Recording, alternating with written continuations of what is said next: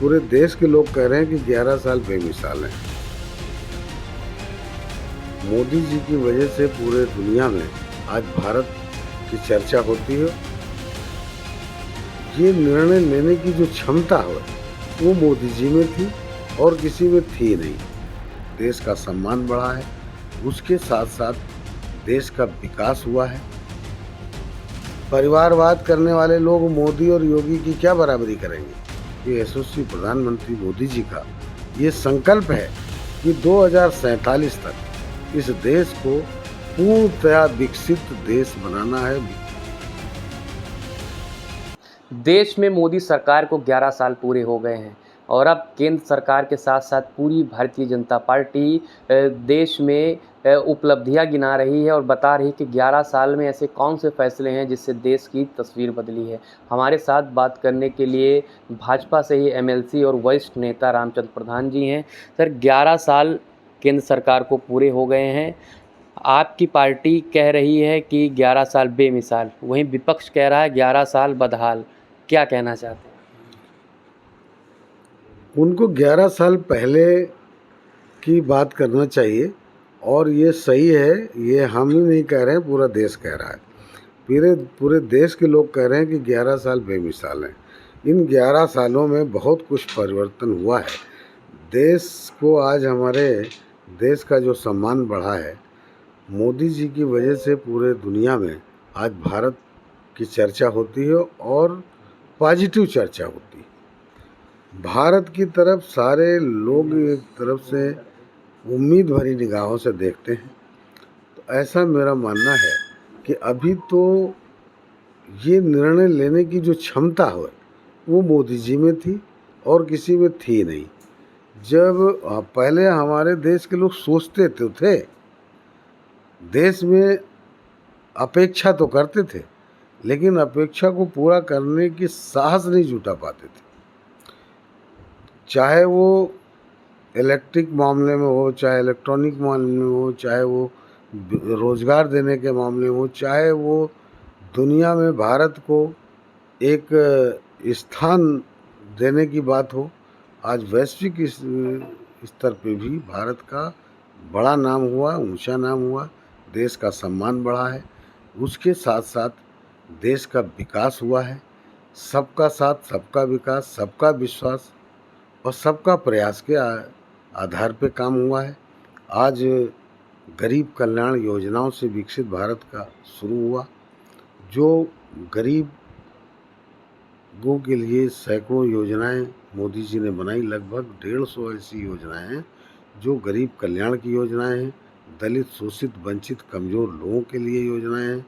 और उन योजनाओं को गांव स्तर पे पहुंच जाए, इसका प्रयास किया गया है, ये काम हुआ है। आज उससे लोगों को खुशहाली आई है, उससे लोगों का जीवन में परिवर्तन हुआ है। ऐसे तमाम काम हुए हैं और मैं तो कह रहा हूँ अभी तो थोड़ा बहुत हुआ है, अभी बहुत कुछ होना बाकी है।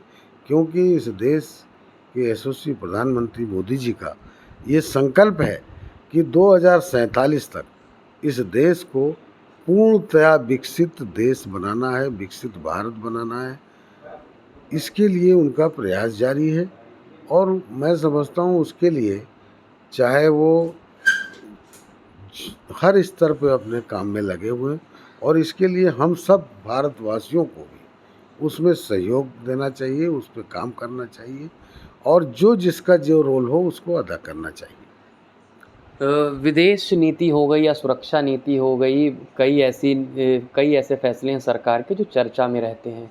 अगर आपसे व्यक्तिगत पूछा जाए कि कौन सी गरीब कल्याण योजना है जो सबसे ज़्यादा कारगर साबित हुई है 11 सालों में, ऐसी कोई एक दो योजनाएं, तो आप किस योजना को लोगे?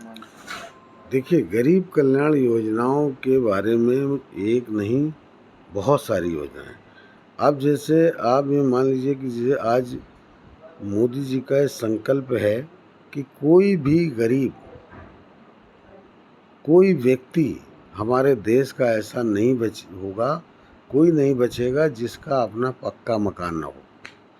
जिसके लिए 4.5 करोड़ से ज़्यादा लोगों को मकान बना के दे चुके।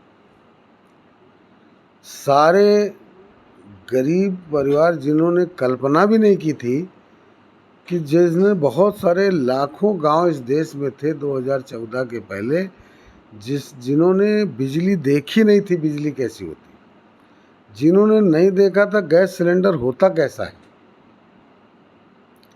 रोजगार के मामले में लोग नौकरी के पीछे दौड़ते थे, किसान अपनी खेती छोड़ करके उनके बच्चे नौकरी के लिए दौड़ लगाते थे, खेती किसानी करना बंद कर दिए थे।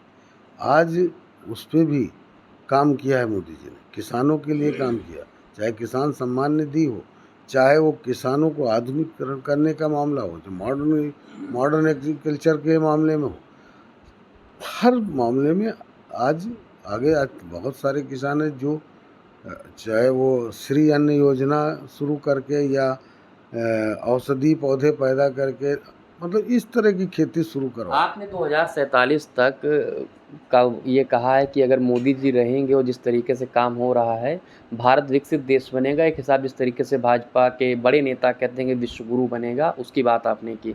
लेकिन विपक्ष का कहना है कि इन 11 सालों में जो बदनामी मोदी सरकार ने पूरी दुनिया में कराई है, हिटलर शाही चल रही है, दलित, शोषित, वंचित सबका हिस्सा खाया जा रहा है, सामंतवाद और सांप्रदायिकवाद पे पूरी सरकार चल रही है। इस पर आपका क्या कहना है? आपने कहा ना कि सबका हिस्सा खाया है, हिस्सा खाने वाले तो ये लोग हैं। इन लोगों ने तो सारा का सारा हिस्सा ही खा लिया। गरीब कल्याण हो, चाहे वो किसी अनुसूचित जाति के व्यक्ति हों, चाहे पिछड़े वर्ग के लोगों को, इनका हिस्सा खाने का काम तो ये लोगों ने किया। उनको असली में अगर किसी ने हिस्सा देने का काम किया है तो मोदी जी ने दिया है। मोदी जी की बराबरी वो क्या करेंगे? परिवारवाद करने वाले लोग मोदी और योगी की क्या बराबरी करेंगे? इनकी तो उनसे कोई बराबरी नहीं हो सकती, क्योंकि उनको तो अपना परिवार दिखता है, मोदी जी को देश दिखता है, योगी जी को प्रदेश दिखता है, तो इनकी उनकी कोई बराबरी नहीं हो सकती। तो सुना आपने, हमारे साथ में बात करने के लिए वरिष्ठ भाजपा नेता और एमएलसी रामचंद्र प्रधान जी थे। इनका साफ कहना है कि मोदी जी के जो फैसले हैं वो देश के लिए हैं, जनता के लिए हैं। वहीं विपक्ष जो फैसले करता है निजी स्वार्थ के लिए, अपने परिवार के लिए और परिवार की भलाई के लिए